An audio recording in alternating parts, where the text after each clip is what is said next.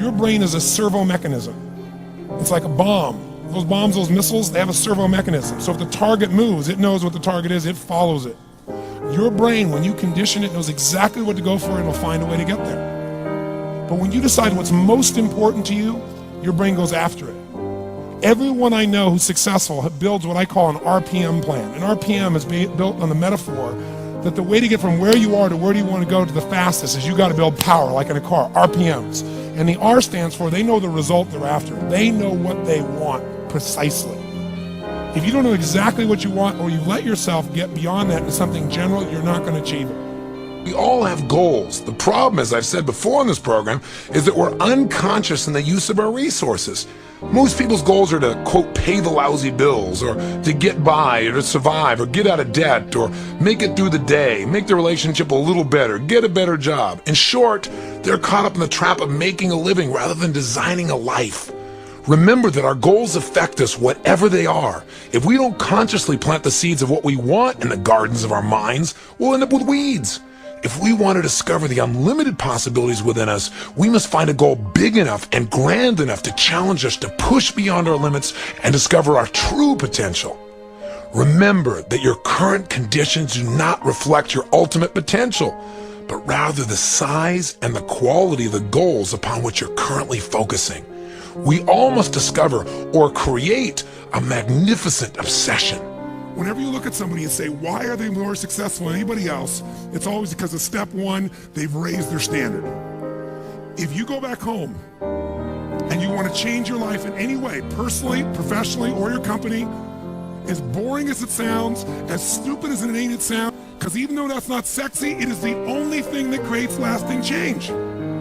You can go on a diet and you can lose weight, but what will that person eventually do? They'll go where? Back, unless they raise their standard. Now that sounds so trite and stupid and positive thinky or old school, but the truth is it's the truth. So maybe I can language it in a way that's more compelling to you or more simple.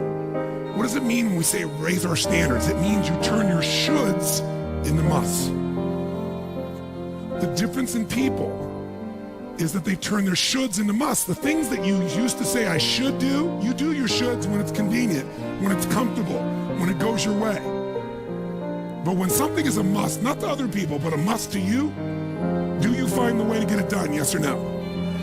So the difference in people is what's their must, or another word for that is what's their standard. If you want a great jump in the quality of your life, an extraordinary jump in the quality of your life, you got to set yourself up to win. You got to set yourself up with a process that allows you to consistently grow, consistently enjoy your life, and consistently produce the results that you're really after. And I don't care. But if you've got what you know, that focus, the target, and you got the toolbox, and you're still not getting what you want, it's because you got inner conflicts. That's the third pillar. You got to resolve your inner conflicts. Because that, as I try to explain to you, 80% of success in anything is your psychology, and 20% is the mechanics. So those inner conflicts are when you take 2 steps forward and you pull 3 steps back, right? When you say, boy, I'm totally committed to this, but you don't follow through. This is my expertise, the why guy part. Why? Why do you keep saying you want this? You have crystal clarity, you have the tools, and you're still not getting it? There's a conflict in you. You want to be totally successful, but you're afraid at some level that if you are totally successful, you will not be loved. You'll be rejected. You want to be in a position where you have total free time and you want to build a billion-dollar enterprise. These are conflicts. You really, truly know you got the tools and talents to make this happen, but a part of you doesn't think you deserve to succeed because it's something you did at some point in your life or something you made up. Or you think making money or being successful economically is not spiritual. And you're committed to being spiritual, and yet the other part of you, it's the inner conflicts between fighting parts. So what do we do in this third pillar? Think of it as a vault we got to unlock. Think of it as unlock and unleash. That's the third pillar. The way you unlock and unleash is you identify the conflicts. You get clear what they are. So you may have total clarity, even the tools, but how can you totally unleash and commit when you're being pulled in 2 different directions? You say, Tony, how do I solve that? There isn't one way. You've got to get clear about what's most important to you today, not what you think you should do based on an old blueprint, an old belief system, your parents, society, your friends.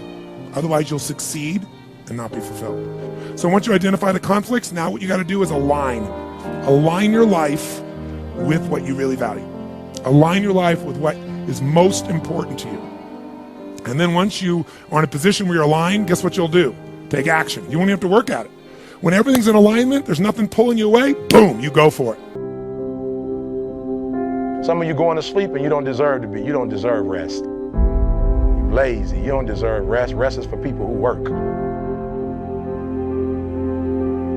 You ain't doing nothing. Every day you chilling.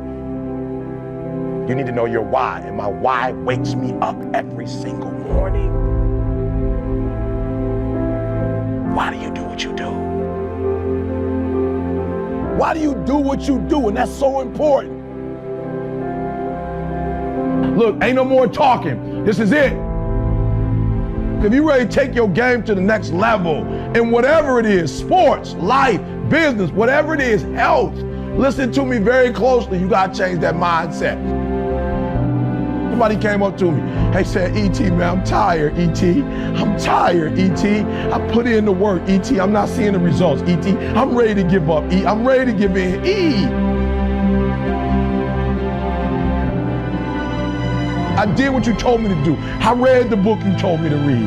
I put in the hours you told me to put in. E, I'm doing it, and I'm not seeing anything. My why is every single day when I wake up, every minute of the day, every hour of the day, I have an opportunity. Somebody who quit, somebody who gave up, somebody who stopped in life. I have the power, at my nickname, the refresher. I have the power as the refresher to make you believe again, to make you get up when you got up 3 times and you say, I'm not getting up no more. When you get to the point where enough is enough, when you get to the point where it hurt real bad, when you get to the point you can't take it no more, when you get to that point, I'm telling you, I can't explain it to you, but doors start opening, opportunities start happening. But what you cannot do is you cannot quit doing the process. My why. I'm about to wrap this thing up. Listen to me, you can't make a difference until you make a decision